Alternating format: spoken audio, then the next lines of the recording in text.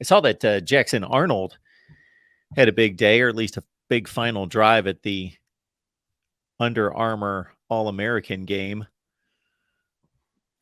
Yeah, no, I think, he's another guy, Mark, that I mean, obviously he's a quarterback. He's one of the best, quarterbacks in this class.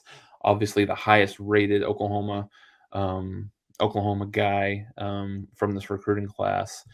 And plays the position that obviously has the most scrutiny. So he is a guy that is very, very ready to compete as a true freshman. So it will be very interesting to see what materializes in this quarterback room before to tack on to your last point before spring practice happens. Dylan Gabriel still has not announced whether he's coming back or whether he's going to decide to go elsewhere, whether that be a transfer or whether that be throwing his name into the draft. So, I think you've got a very real quarterback competition going into the spring with Jackson Arnold, and you can see the way he plays, like it. And he played at a very, very high level in terms of competition in high school in Texas. So, it's not like he's one of those that's kind of beating up on the smaller schools and lesser competition. So I think him coming in definitely gives him an opportunity, and the fan base is a little bit indifferent about Dylan Gabriel. He has his strong suits, and he has his things that that continues to struggle with as a guy that's played for a while. So I think you go into this Mark expecting, if he comes back, a guy that's you're not going to make a ton of improvement because he's in his fourth year playing college football. You feel like he's probably kind of the quarterback that he is, which is not a bad quarterback, but you you wonder, if is he the we've had tons of conversations about this, but is he the guy is he good enough to take you to a conference championship or potentially win a playoff game? um, you know it doesn't seem on the surface that he does right now without a ton of support. So either he's going to have you know a great offensive line, great running game, great wide receivers, or um, there's another guy that potentially is ready, but that jump from high school to Oklahoma is a huge jump, and there's not very many true freshmen that start immediately.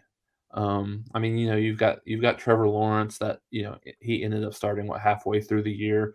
In his first year, you've got Cade Klubnik that played a little bit towards the end, but never really um, supplanted DJ as the starting quarterback until he decided to transfer. So I mean, it's hard, no matter how good that kid is, to be able to come in and play and start right away. But I think the benefit that he has is he's an early enrollee, so he's going to be able to go through spring practice and summer conditioning and all that good stuff. So we will we will see. I think it'll be one of the more intriguing areas that there will be to discuss for this team. He strikes me as a top 15 to 25 quarterback in the country. And when he misses by a lot. So maybe that just stands out to me. If you're going to miss, depending on where the ball is in play, you don't want to miss by a lot unless you're throwing the thing to the sideline and it's going to go out of bounds. But I'm sure Pro Football Focus, I'm guessing they've got some type of statistic that where they lock in on every specific throw to see how accurate it is. I would love to see some kind of measurement of that, because if you took another elite or an elite quarterback and then made the comparison, because everybody misses throws. So I don't want to get. I think we expect sometimes, especially when we're just focused on our team's quarterback, for them to be perfect, and when they're missing throws, We think that the teams with the elite quarterbacks that we're not watching, that they're not missing throws. Everybody misses throws, so it's how you miss the throws and how many, and at what point in the game you're missing the throw. So those are the three components that come to mind for me. It's, how poorly was it thrown? Because if you overshoot a receiver by 3 yards, down the middle, there might be a safety stand in there that you throw it right to him, versus, barely missing. And then again, the game situation, and also how many times. Uh, Yeah, you're absolutely right, and I think that's what kills Oklahoma fans and people that watch him is he's terribly inconsistent. From you almost don't know, and like I said, I liken this to um, he's a little bit of what I would call a poor man's Landry Jones. And when I say that, Landry Jones, I mean, he still is probably he's gonna hold the record for passing yards in a career at Oklahoma for a long time because he played 4 years.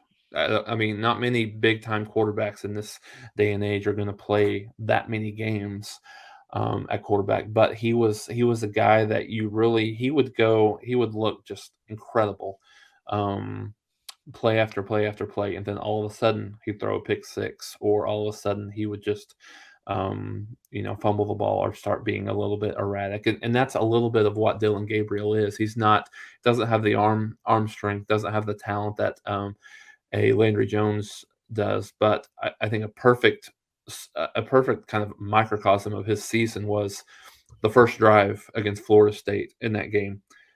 Had Marvin Mims wide open down the sideline, underthrew him. He had to come back to the ball, allow the defensive guy to catch up to it. Later in that drive, he made it just an absolute seed to Jalil Farouk down the right sideline, which allowed him to score. So and I think the problem is, Mark, that he's very elite, but outside the numbers. But when you go inside the numbers, that's when he starts to get a little bit more erratic, and that's when you see a lot of the incompletions and kind of the lack of accuracy happen. And so that's obviously that continues to be a little bit of a problem. And I say problem. He had excellent statistics throughout the year, from a touchdown to interception ratio. I think it was like 27-6 or 27-7. Completion percentage wasn't great, but I think the inconsistency is the thing that Oklahoma has struggled with him, and just I think the zone read is a big part of Levy's offense, and he's just a lot of times he just makes poor decisions on that zone read, where it could have been a lot better this year for Oklahoma, that it wasn't. So I don't want it to seem like just kind of raking the kid to death, but I think he's also a kid that for Oklahoma, that like I said, is good enough to win some games, but I think he's a guy that needs a lot of help.